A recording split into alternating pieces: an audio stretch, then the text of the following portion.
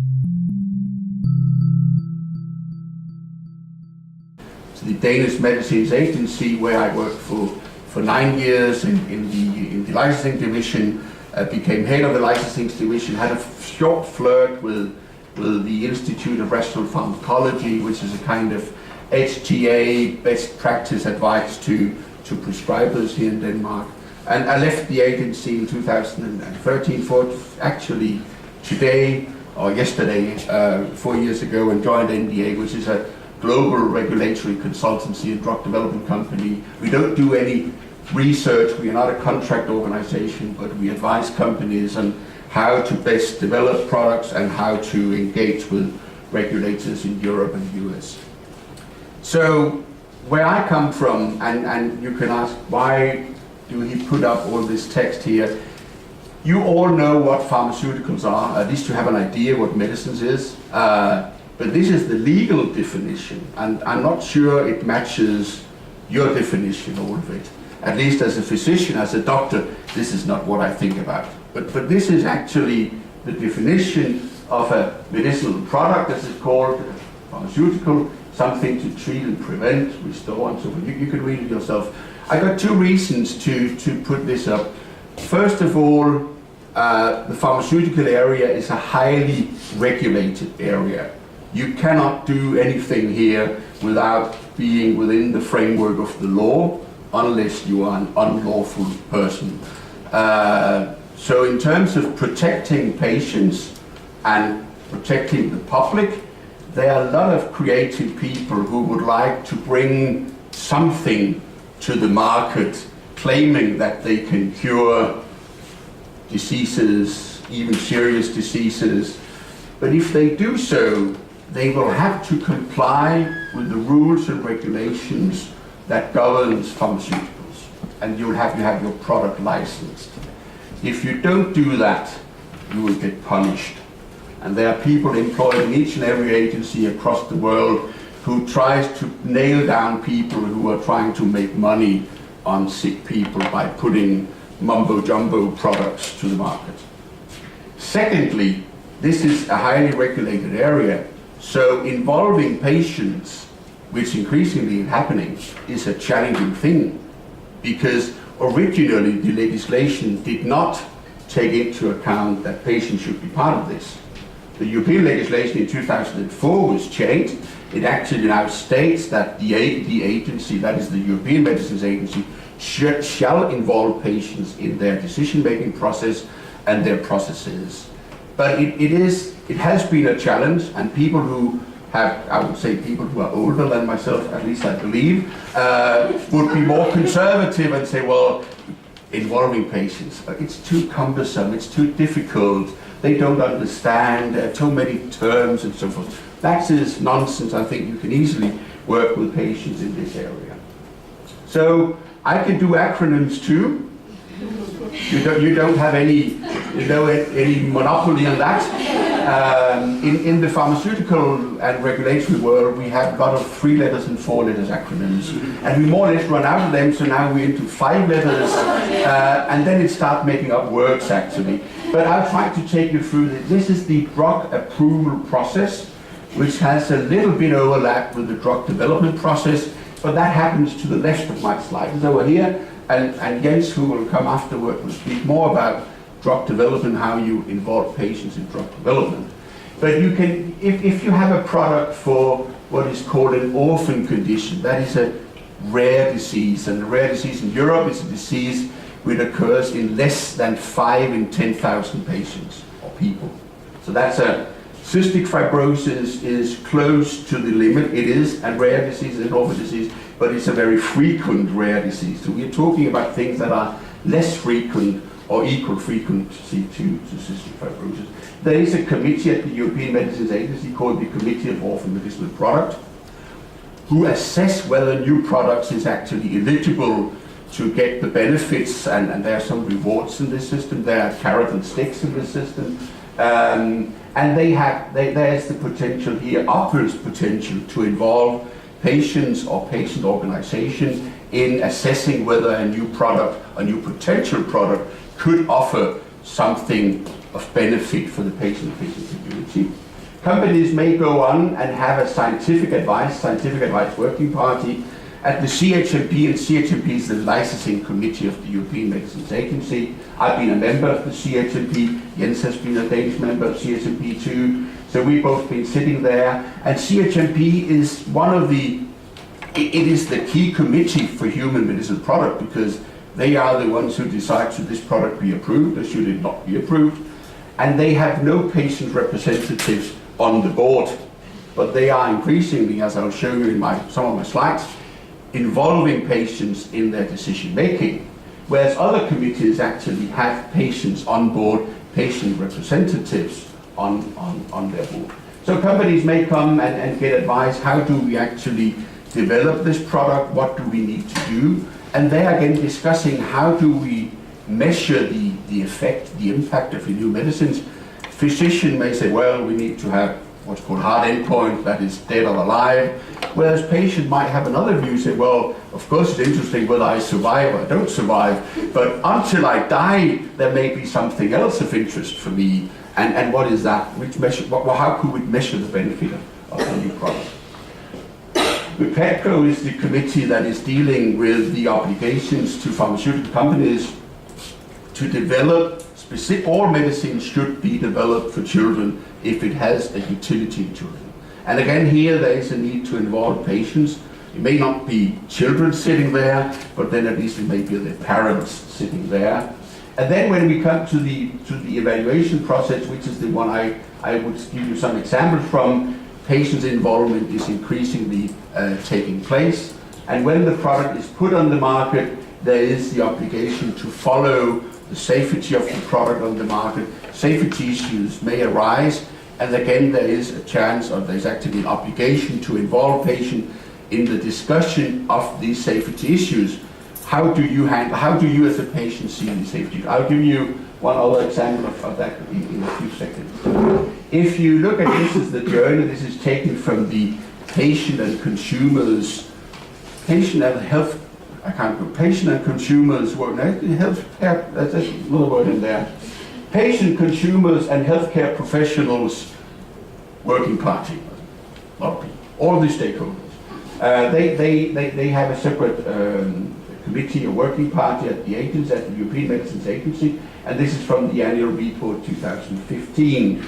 And showing how the European Medicines Agency was created in 1995. As I told you, the legislation actually demands in 2004 that patients should be involved in the authorization of new medicinal product, but this actually started way before. The first issue, and I know Jens can give you more examples of this, was the discussion about the new medicines for treating HIV back in the mid-90s, and discussion on which endpoints do we need to license this product, what is actually relevant. These products had some severe side effects, they were to discuss with patients as well.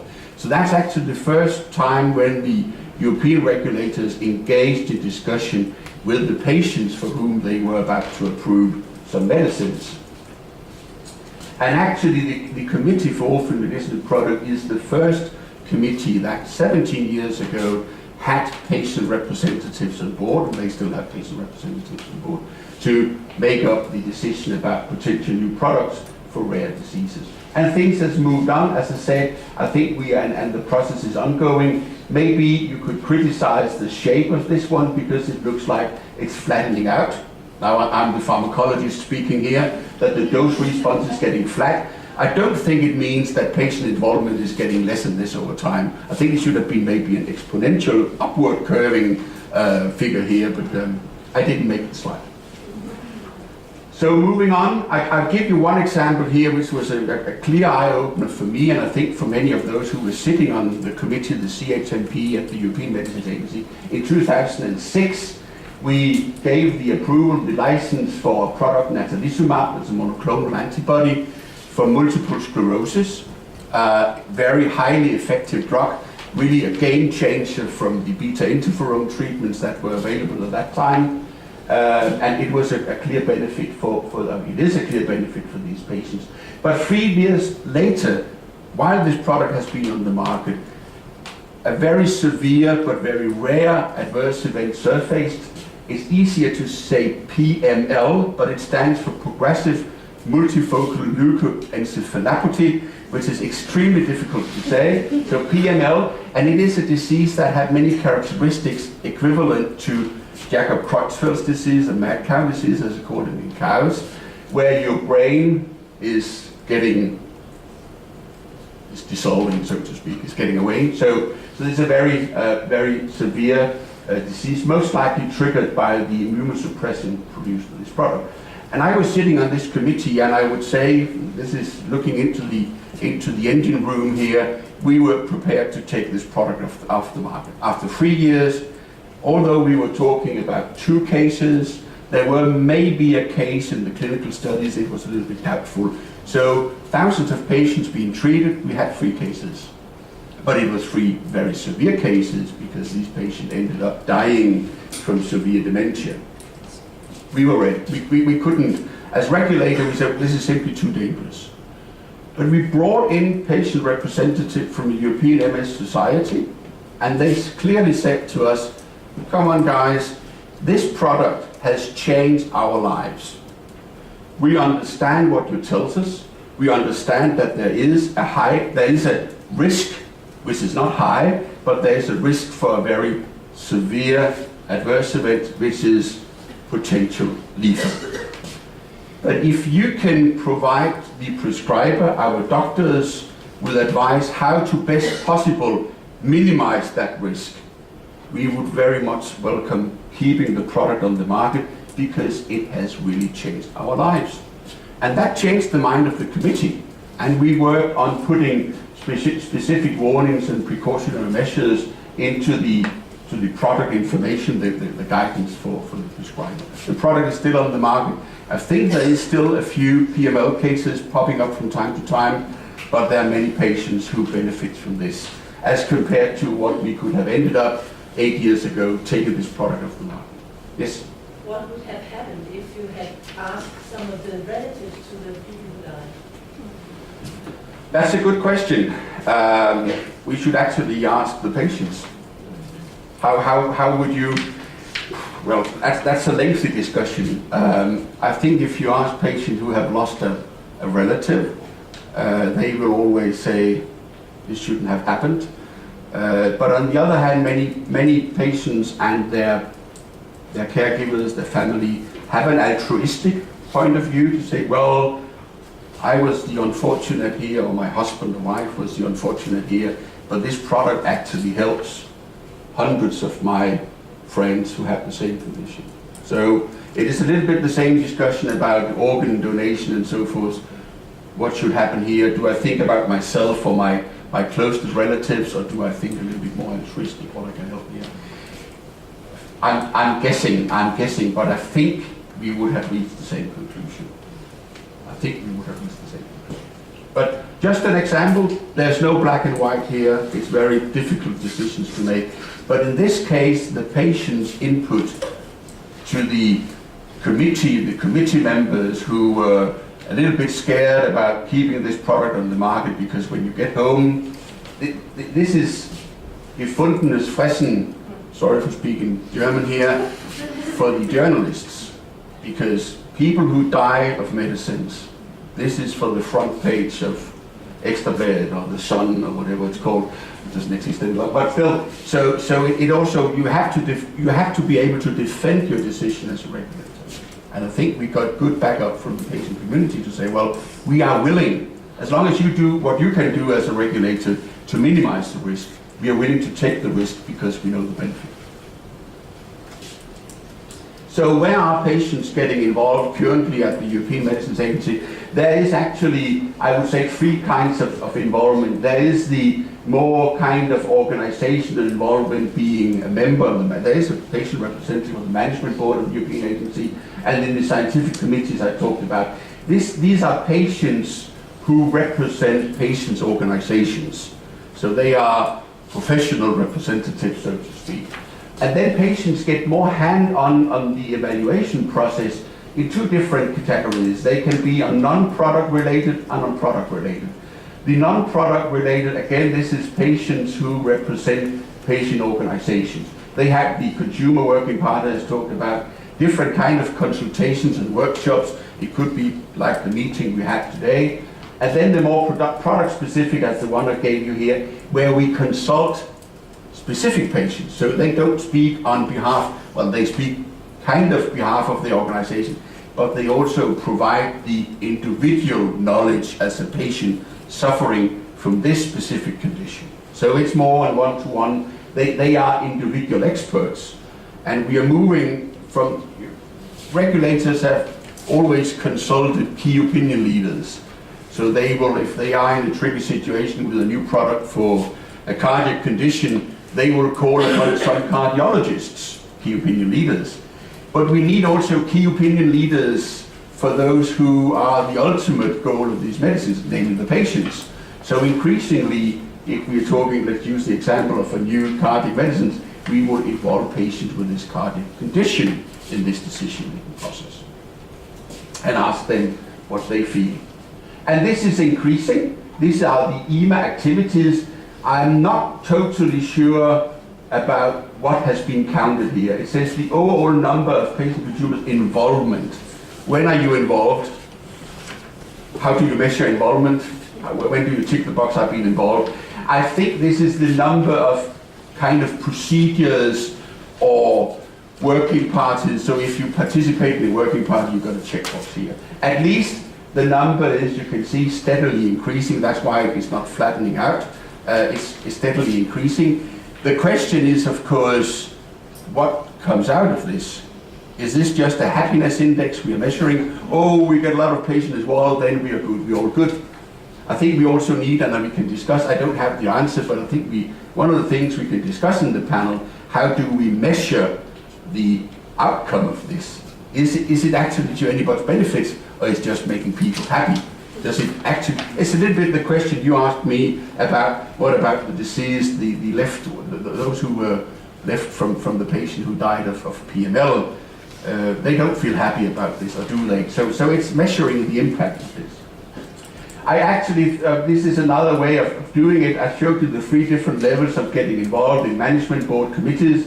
As individual experts is the pale blue one, and the yellow one is on behalf of their organization. And again, increasingly over time, I think, again here, what was interesting for me was to pick up the same numbers in terms of involving key opinion leaders, doctors, physicians.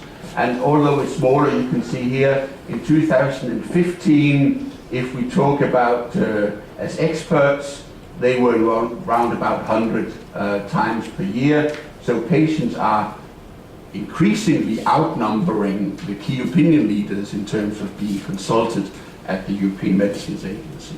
But again, we need to discuss what is the benefit of this. One of the areas where the regulators involve patients is in the assessment of the written material that comes out of the assessment process. It's called the EPA, it stands for the European Public Assessment Report, and it's actually a document in 150, 200 pages that describes all the documentation which has been submitted for new medicines and how it was assessed, what regulators felt about it. There are few commercial confidential informations which for obvious reasons are left out. But the question is, of course, this is primarily target people who is used to reading scientific literature. But how can we make this document patient-friendly as well, so patients can understand what are the bases for approving this product, what are the pros, what are the cons, where are the limits on our knowledge. So patients are increasingly being giving input to the European Public Assessment Reports. In 2015, they were consulted in 47 cases. I think there were 47 approvals in 2015, and they gave feedback in at least 2/3 of them, if not more. And the areas where they gave feedback, there is also a public layman version of the EPA, and they ask questions because it's divided into sections. The first section is what is natalizumab, as an example, what is Tysabri. So a lot of the questions goes into, could you better explain, how can you make this text layman friendly, explain what is this new product? The other in how is it used, and I think the other thing on how does it work? So actually translating to layman language, how does this new medicine work in an understandable and patient interpretable way? And then the other one is, what are the benefits? And regulators is always concerned about safety, but patients don't have many questions to the risk part. It's clear for them, there are risks, they acknowledge the risk, but apparently they don't ask questions. It's apparently clearly explained, whereas the benefits, what benefit do I get out of taking this product? It's quite interesting, because I think as an ex-regulator I would have thought it would been opposite. They believe the efficacy, the benefits are there, but the safety is a big issue. But actually it's the opposite, because as your patient, you're looking for the benefit. And sometimes you're willing to take the risk, as long as you know the benefit is high and the risk is low. So who are the patient and consumers working party? What are the representatives here?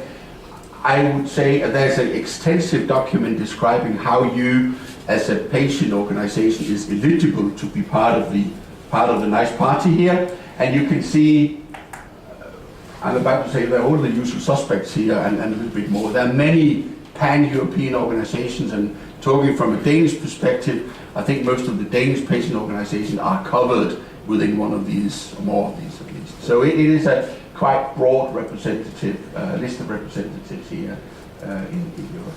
I'll give you two more slides with examples where patients have been involved recently in different kind of the approval or post-approval process, just to give you a flavor of how they're getting involved. The first one is bisphosphonates. These are products used for treating osteoporosis. And there is, again, a risk, a very small risk, but still a risk for necrosis of your jaw. It seems to be increased if you have been treated for cancer and if you have infections around your teeth. And it is a big issue. Should we keep this product? How do we warn about the osteonecrosis of the jaw? Especially because those products are given to women who have undergone treatment for breast cancer, because they need osteoporosis. They are at a higher risk of osteoporosis due to the treatment. So the safety committee consulted patients on the educational material and the patient information. They are actually carrying a reminder card that when they go to the doctor, they can bring up that they are in treatment of, or if they go to the dentist, that they are in treatment with bisphosphonates. So the phrasing was consulted and changes were made. Another interesting one, Jens, I think you know this one, is insulin. Insulin has been in 100 units per milliliter forever. At least going back to before porcine insulins, before we start making human insulin. But there is an increasing need for having insulin with higher strength, because patients are getting bigger and bigger, and therefore they need more insulin, and the volume you can inject is naturally getting problematic. So there was an interest in developing a 200 unit per mil double concentration, and of course there were concerns that patients were ending up mixing up the normal strength and the high strength, and therefore could get into insulin shock and getting very ill. And again here, these concerns were consulted with patients. The product was approved, and the ways to minimize the risk for medication errors, because this is a medication error that can do harm here, was done based on patient consultation. Another diabetes example is actually that the pediatric committee was asked about an implantable mini pump for continuous subcutaneous infusion. So not just a pump you carry in your belt, but an implantable pump under your skin, and whether this was at any benefit. And actually the patients, there were teenagers involved in this, they came back and said, well, there is a need for this kind of alternative in this patient group to keep the treatment of, and we're talking about type 2 diabetics, so it's obese children, not children with type 1 diabetes, it's another kind of children here, but they need there is a need, not for everybody, but there is a need. And if you can handle and they were also asked how is the likelihood that patient would accept this kind of treatment, that you actually get something implanted. I hope they asked the parents, but because I could imagine that parents would be much more concerned than the kids would be, but on the other hand, it's the kids who have the condition. So these are more, many of them goes into safety, and I didn't pick them deliberately on safety. Review of valproate, an old anti-epileptic, which is also used for treating bipolar condition and also used for treating migraine prophylactically. There is an issue if you take valproate while you're pregnant, because it can result in very severe malformations in the child. And again here, how do you handle this? And there were prac consultations and a final recommendation based on patient input to this, talking with patients who actually have been on valproate and have been pregnant.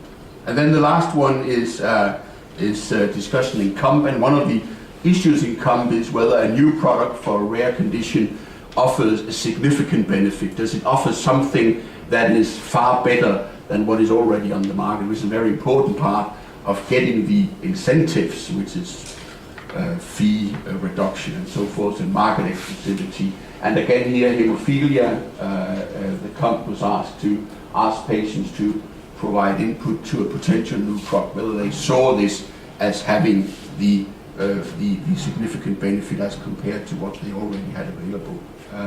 So a lot of areas where patients today are getting involved, different kind of products, many of them are safety issues. I have to acknowledge but increasingly patients also getting involved in the regulatory process, discussing benefits and how to measure benefits of new products. So my conclusions is that new medicines are obviously, no surprise, developed for patients. And for me, it's logical, therefore, to involve patients as on the same level as any other key opinion leader. They are key opinion leaders on their condition from their perspectives. And patients can, of course, both act as individual experts or experts on behalf of their patient organization. There is always an issue with external consultants. It does not only apply to patients, but also to key opinion leaders, and that is conflict of interest. So, do you have invested interest in a particular product, a competitive product? Of course, you have an interest in your condition and helping your patients out. I'm more talking about conflict of interest in terms of having received money from a pharmaceutical company in advising on them, and then now you advise on the competitor product. So there's an issue. It's an issue with doctors who act as key opinion leaders. Of course, it's the same with patients. The European regulatory system have increasingly and are increasingly involving patients, and they've done so for the past 10 years.